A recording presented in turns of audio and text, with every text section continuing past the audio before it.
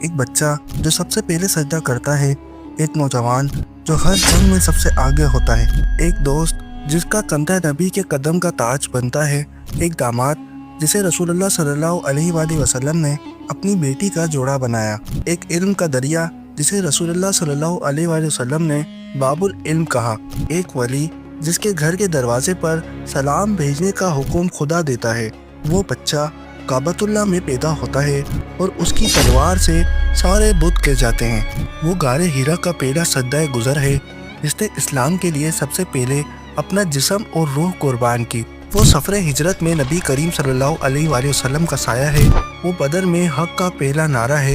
وہ احد میں بھی حضور صلی اللہ علیہ وآلہ وسلم کے ساتھ ہے۔ وہ خندق میں دشمن کے دل میں راج کرتا ہے، اور خیبر کی تو کیا ہی بات ہے۔ جب سب کے ہاتھ تھک گئے تو نبی کریم صلی اللہ علیہ وآلہ وسلم نے فرمایا، کل میں اس کے ہاتھ میں جھنڈا دوں گا جو اللہ اور اس کے رسول سے محبت کرتا ہے، اور اللہ اور اس کا رسول بھی اس سے محبت کرتے ہیں۔ اور پھر اگلے دن حضور صلی اللہ علیہ وآلہ وسلم نے وہ جھنڈا علی ابن ابی طالب رضی اللہ تعالی عنہ کے ہاتھ میں دیا، اور وہ خیبر کا دروازہ ٹوٹا نہیں، اکھاڑ دیا گیا۔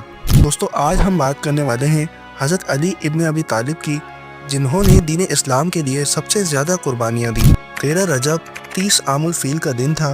مکہ کا شہر گرمی سے تپ رہا تھا۔ کعبہ کے ارد گرد خاموشی تھی، لیکن ایک عورت جن کا نام فاطمہ بنت اسد رضی اللہ تعالی عنہ تھا، جسے لوگوں نے دیکھا کہ وہ کعبے کے سامنے دعا میں مشغول ہیں، اور مکہ کا رواج تھا کہ 30 عام الفیل کے دن بیت اللہ کا دروازہ عام عوام کے لیے کھول دیا جاتا تھا۔ اسی دن فاطمہ بنت اسد رضی اللہ تعالی عنہ خانہ کعبہ میں داخل ہوتی ہیں۔ لوگ گھبرا گئے، لیکن فاطمہ بنت اسد اندر چلی گئیں، اور 3 دن بعد بیت اللہ سے ایک بچے کو جنم دے کر باہر آئیں، تو وہ بچہ اور کوئی نہیں، علی ابن ابی طالب تھے۔ یہ وہی مولا علی ہیں جن کے لیے حضور صلی اللہ علیہ وآلہ وسلم نے فرمایا، میں علم کا شہر ہوں اور علی اس کا دروازہ ہے۔ جب حضرت فاطمہ بنت اسد رضی اللہ تعالی عنہ نے مولا علی علیہ السلام کو کعبہ سے نکالا، تو سب سے پہلے جسے اس بچے نے دیکھا وہ حضرت محمد مصطفیٰ صلی اللہ علیہ وآلہ وسلم تھے۔ سب سے پہلی مسکراہٹ اسی روحانی چہرے پر تھی۔ حضور صلی اللہ علیہ وآلہ وسلم نے اس بچے کو اٹھایا اور فرمایا، یہ میرا بھائی ہے۔ دوستو، مولا علی علیہ السلام نے صرف 7 سال کی عمر میں اسلام قبول کیا، اور سب سے پہلے بیت اللہ کے سامنے حضور صلی اللہ علیہ وآلہ وسلم کے پیچھے نماز ادا کی۔ عورتوں میں سب سے پہلے اسلام قبول کرنے والی حضرت بی بی خدیجہ الکبریٰ رضی اللہ تعالی عنہ تھیں، اور مردوں میں مولا علی علیہ السلام تھے۔ دوستو، حضور صلی اللہ علیہ وآلہ وسلم کے اعلان نبوت کو 13 سال گزر چکے تھے، لیکن مشرکین مکہ کے ظلم روز بڑھتے جا رہے تھے۔ صحابہ کرام کی روز خال چھیلی جا رہی تھی۔ ایک طرف حضرت بلال حبشی رضی اللہ تعالیٰ عنہ احد احد کہتے ہوئے گرم پتھر تلے دبا دیے جاتے، ایک طرف حضرت سمیہ جو عمار ابن یاسر رضی اللہ تعالیٰ عنہ کی والدہ تھیں، اسلام کی پہلی شہید نے اسلام کے لیے اپنا خون بہایا۔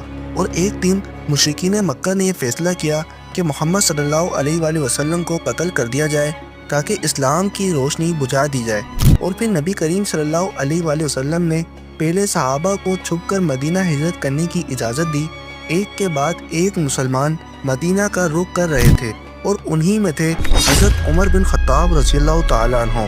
دوستو، حضرت عمر بن خطاب رضی اللہ تعالیٰ عنہ نے مشرکین مکہ کے سامنے کھلے عام اعلان کر کے ہجرت کی، اور اپنی تلوار نکال کر کہا، جو چاہتا ہے اس کی ماں اس کا ماتم منائے اور بچے اس کے یتیم ہوں، وہ مجھے اس پہاڑی کے پیچھے ملے۔ ہجرت کرنے والوں میں حضرت ابو سلمہ، حضرت صہیب رومی اور حضرت اسماء بنت ابو بکر بھی تھیں، اور سارے صحابہ ہجرت کے اس قافلے میں تھے، مگر نبی کریم صلی اللہ علیہ وآلہ وسلم اب بھی مکہ میں رکے ہوئے تھے اور اللہ کے حکم کا انتظار کر رہے تھے۔ تاریخ تھی 27 صفر 1490۔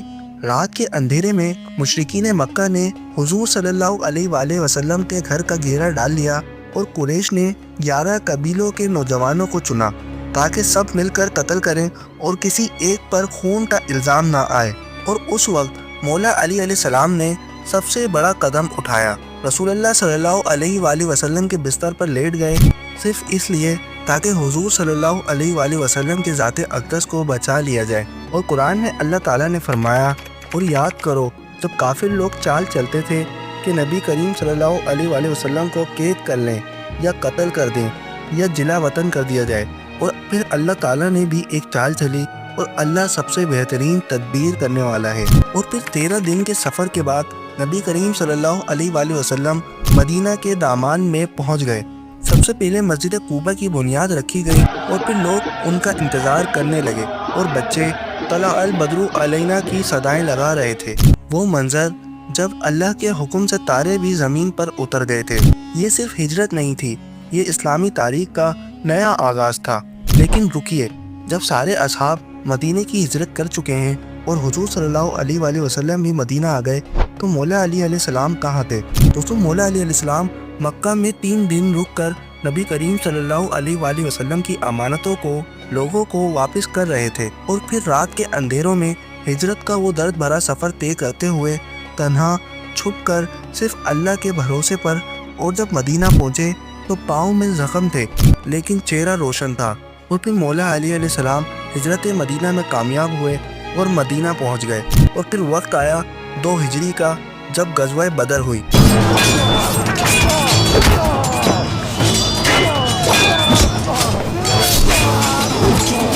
اس وقت اعلان نبوت کو پورے 15 سال ہو چکے تھے۔ مکہ کے مشرکین نے ان کا مال و دولت ضبط کر لیا تھا۔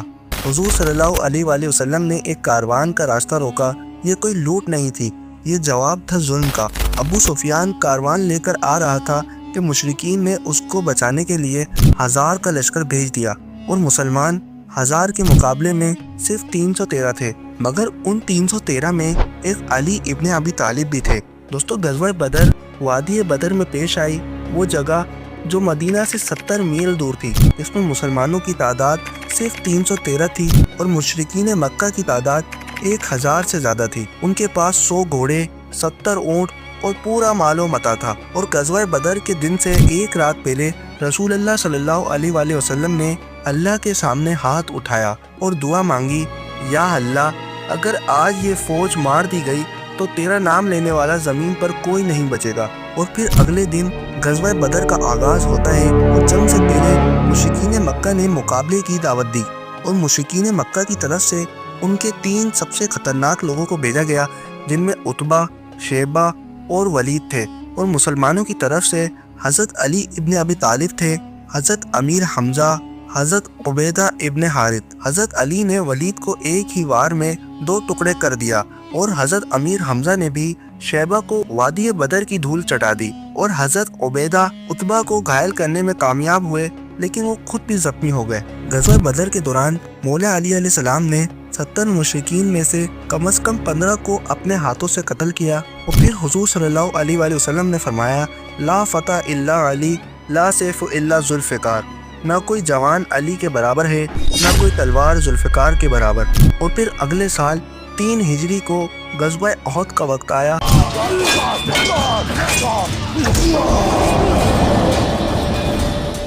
وہ جنگ جہاں امتحان کا پیمانہ بھر گیا تھا۔ اور پھر اگلے سال 3 ہجری کو وقت آیا غزوہ احد کا۔ بدر میں قریش کی جو ٹانگ توڑ دی گئی تھی، اس کا بدلہ لینے کے لیے ابو سفیان مکہ سے 3000 کا لشکر لے کر نکلا۔ ان کے ساتھ 700 گھوڑے، 200 اونٹ بھی شامل تھے، اور حضور صلی اللہ علیہ وآلہ وسلم کے ساتھ 1000 اصحاب تھے۔ مگر راستے میں منافقوں کا سردار عبداللہ بن ابی 300 لوگوں کو لے کر نکل گیا، اور آخری میں حضور صلی اللہ علیہ وآلہ وسلم کے ساتھ 700 جانثار صحابہ تھے۔ اور احد کے درمیان حضور صلی اللہ علیہ وآلہ وسلم نے پیچھے کی حفاظت کے لیے 50 تیر انداز کو جبل روما کے اوپر رکھا، اور پھر حضرت امیر حمزہ رضی اللہ تعالیٰ عنہ نے فرمایا کہ حضور صلی اللہ علیہ وسلم نے فرمایا ہے، چاہے ہم جیت جائیں یا ہار جائیں، تم لوگ جبل روما سے نہیں اترو گے۔ اور پھر مولا علی علیہ السلام کو پوری فوج کے آگے رکھا گیا، کیونکہ یہ وہ شخصیت تھی جو سایہ بن کر نبی کریم صلی اللہ علیہ وآلہ وسلم کے ساتھ لڑا کرتے تھے۔ اور پھر جنگ شروع ہوئی، اور مولا علی نے اپنی ذوالفقار کا رنگ دکھایا، اور پھر تمام مشرکین کے ٹاپ وارئرز علی ابن ابی طالب کے سامنے گر گئے۔ اور پھر جبرائیل نے آ کر کہا، علی کی شجاعت کو دیکھ کر فرشتے حیران ہیں۔ اور مسلمانوں کا پلہ احد کے میدان میں بھاری تھا، اور مشرکین مکہ میدان سے ادھر ادھر بھاگنے لگے۔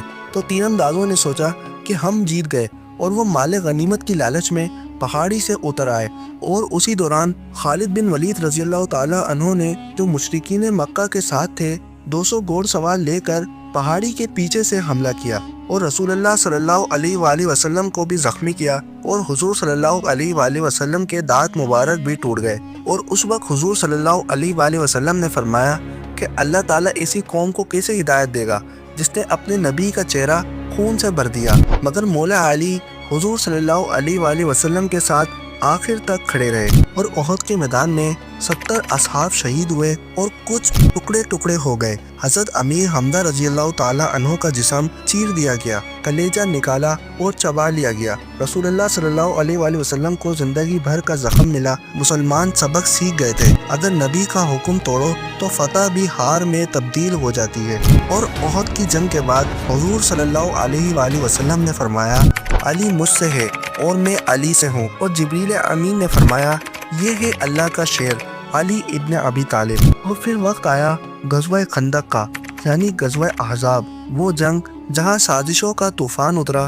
قریش، بنو نذیر، بنو قریظہ، غطفان، بنو اسد، 24 قبائل نے مل کر رسول اللہ صلی اللہ علیہ وآلہ وسلم کو مٹا دینے کا پلان بنایا، ایک اتحاد کیا جس کا نام ہی تھا احزاب، اور 10,000 کا لشکر لے کر مدینہ کے بارڈر پر رکھ دیا۔ اور مدینہ میں مسلمانوں کی تعداد صرف 3,000 تھی، لیکن حضور صلی اللہ علیہ وآلہ وسلم نے ایک ایسا فیصلہ کیا جو عرب میں نیا تھا۔ خندق کے موقع پر حضرت سلمان فارسی رضی اللہ تعالیٰ عنہ نے مشورہ دیا کہ یا رسول اللہ یہ فارسی طریقہ ہے، اگر دشمن زیادہ ہو تو خندق بیچ میں بنا دینی چاہیے۔ اور کچھ دنوں میں خندق کھودی گئی جس کی لمبائی 5.5 کلومیٹر تھی، 15 فٹ گہری اور 15 فٹ چوڑی خندق کھود دی گئی۔ سردی، بھوک، درد، لیکن حضور صلی اللہ علیہ وآلہ وسلم کے تمام جانثار صحابہ خندق کھودنے میں مشغول رہے اور 10,000 کا لشکر مدینے کے باہر اتر آیا، اور ان کی نظر میں یہ خندق بزدلی کا نشان تھی۔ اور مشرکین مکہ کی طرف ایک ایسا شخص تھا جس کا نام تھا عمر ابن عبد الود، جو عرب میں سب سے زیادہ طاقتور مانا جاتا تھا، جنگ بدر میں بھاگ چکا تھا، لیکن اب قسم کھائی تھی کہ محمد صلی اللہ علیہ وآلہ وسلم کا سر کاٹ کے لے جاؤں گا۔ اور اس نے ایک آواز لگائی، ہے کوئی جو مجھ سے لڑے؟ رسول اللہ صلی اللہ علیہ وآلہ وسلم نے پورا جسم دیکھا اور مسلمانوں کی طرف سب خاموش تھے۔ دوسری دفعہ عمر نے پکارا، ہے کوئی جو مجھ سے آ کر لڑے؟ اور پھر علی ابن ابی طالب نے رسول اللہ صلی اللہ علیہ وآلہ وسلم سے اجازت مانگی اور مولا علی علیہ السلام عمر سے لڑنے کے لیے اٹھے اور ذوالفقار کو باندھ دیا اور میدان میں اترے۔ عمر ہنس کے بولا، علی تو میرا بھتیجا ہے، میں تجھ سے کیا لڑوں؟ اور مولا علی علیہ السلام نے فرمایا لیکن آج حق اور باطل کے بیچ میں فاصلہ چاہیے۔ اور پھر عمر نے پہلا وار کیا تو مولا علی علیہ السلام نے ڈھال بنائی، اور پھر عمر نے دوسرا وار کیا تو علی علیہ السلام نے تلوار روکی اور پھر ذوالفقار سے اس کا سر تن سے جدا کر دیا۔ زمین لرزا چکی تھی اور مشرکین مکہ کا لشکر بھاگ چکا تھا اور ان کا اتحاد ٹوٹ چکا تھا، اور بنو قریظہ جو یہودی قبائل تھا اور مدینہ میں ہی رہتا تھا، اور پھر ان کا حساب ہوا، اور پھر مدینہ میں مسلمانوں کی پوزیشن مضبوط ہو چکی تھی۔ اور پھر غزوہ خندق کی رات کو حضور صلی اللہ علیہ وآلہ وسلم نے فرمایا علی کا چہرہ دیکھنا بھی عبادت ہے۔ اور پھر وقت آیا غزوہ خیبر کا۔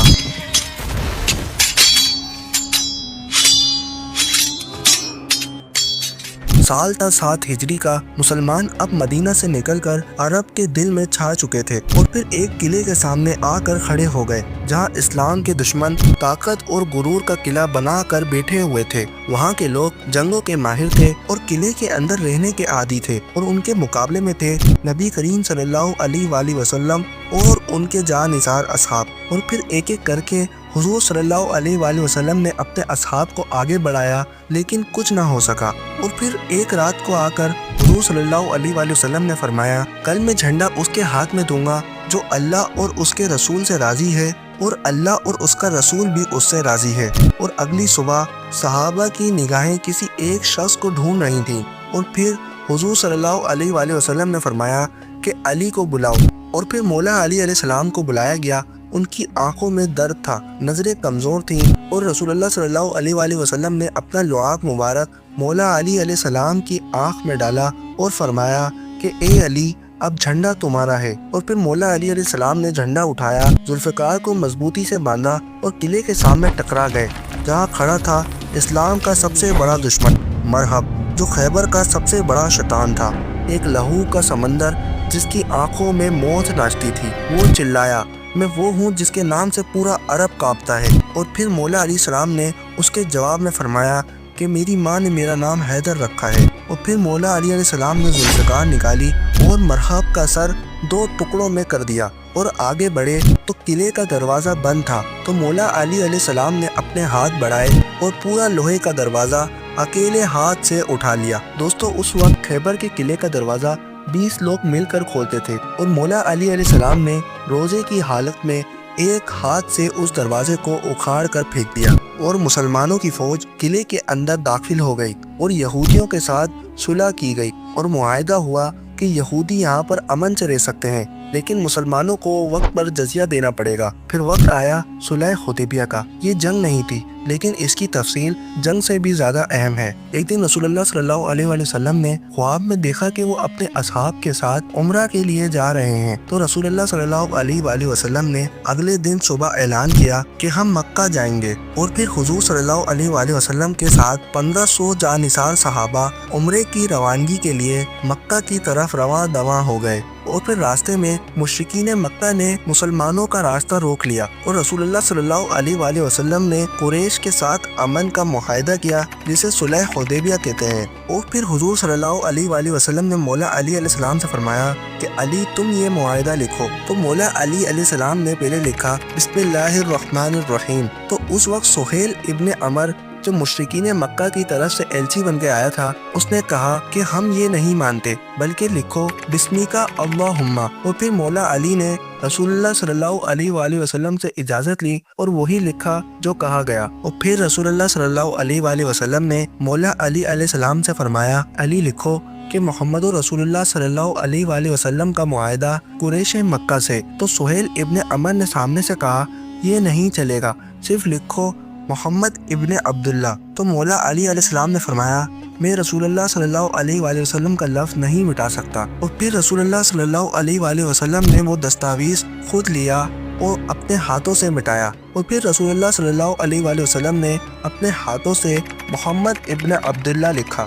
10 سال کا امن کا معاہدہ ہوا، لیکن وہ معاہدہ چند ٹائم بعد مشرکین مکہ کی طرف سے توڑ دیا گیا۔ اور پھر 8 ہجری میں مسلمانوں کا 10,000 کا لشکر مکہ کی طرف رواں ہوا۔ اس میں مولا علی علیہ السلام شامل تھے اور حضور صلی اللہ علیہ وآلہ وسلم نے فرمایا کہ خون بہائے بغیر مکہ کو فتح کرو۔ اور پھر مسلمانوں نے تمام بتوں کو مکہ میں توڑ دیا اور رسول اللہ صلی اللہ علیہ وآلہ وسلم کا حکم ہوا ہر شخص جو اپنے گھر میں رہے یا ابو سفیان کے گھر میں ہو یا مسجد الحرام میں ہو اسے امان ہے۔